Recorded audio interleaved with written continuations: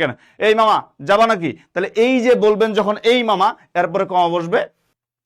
যে কোনো চাকরির পরীক্ষাতে জ্যোতি বা সেট চিহ্ন থেকে প্রশ্ন আসে, মাঝে মাঝে এমন প্রশ্ন দেখবেন কোথায় কমা বসে, কখন থামতে হয়, নিচের কোনটিতে কমা বসবে, এই রকম ভাবে থেকে থাকে। আজকে আমি আপনাকে এক টেকনিকেই কমার ব্যবহার শেখাচ্ছি, আর কোনোদিন ইনশাআল্লাহ ভুল হবে না। শুধু একটা লাইন মনে রাখলে হবে। লাইনটা কি? বাড়ি, রাস্তা, বার, মাস সব ভুললেও একাধিক জটিল আর সম্বোধন পদ ভুলি না। বাড়ি, রাস্তা, বার, মাস, আবার খেয়াল করেন, একটা লাইন মনে রাখলে হবে। বাড়ি, রাস্তা, মাস, বার সব ভুললেও একাধিক জটিল আর সম্বোধন পদ ভুলি না। তাহলে খেয়াল করেন, তাহলে বাড়ি, এখানে কি বলেছি আমি?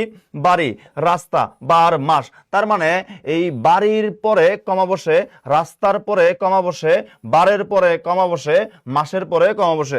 যদি বলি ফেব্রুয়ারি, খেয়াল করেন, ফেব্রুয়ারি 2026, তার মানে এই ফেব্রুয়ারির পরে কি বসবে?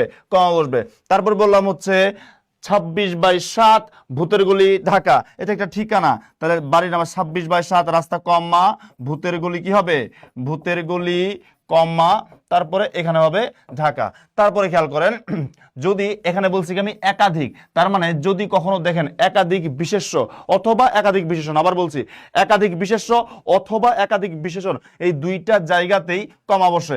রহিম, করিম, সেলিম, রহিম, করিম, সেলিম, দেখেন তো একাধিক বিশেষ্য না, তাই সবগুলো শেষে কি হবে? কমা হবে। আবার বললাম যে ভালো, মন্দ, খারাপ, ভালো, মন্দ, খারাপ একাধিক বিশেষণ না, সবগুলো শেষে কি হবে? কমা হবে। তারপরে জটিল, জটিল বাক্যের ক্ষেত্রে, জটিল বাক্যের ক্ষেত্রে কমা বসে। যদি সে আসে কমা, তাহলে আমি যাব। তারপরে জটিল বাক্যের ক্ষেত্রেও কমা বসে। আর সম্বোধন পদ, সম্বোধন পদ মানে কি? যখন কাউকে কোনো কিছু বলে সম্বোধন করবেন তাকে সম্বোধন পদ বলে। তাইলে সম্বোধন পদের পরে কমা বসে। যেমন আপনি যদি রিক্সা বাইরে যান, তাহলে রিক্সাওয়ালাকে কি বলে ডাকেন? এই মামা যাবা নাকি, তাহলে এই যে বলবেন যখন এই মামা, এরপরে কমা বসবে। এই তো কমার ব্যবহার। ইনশাআল্লাহ আপনারা সহজে এখন থেকে কমার ব্যবহার পারবেন।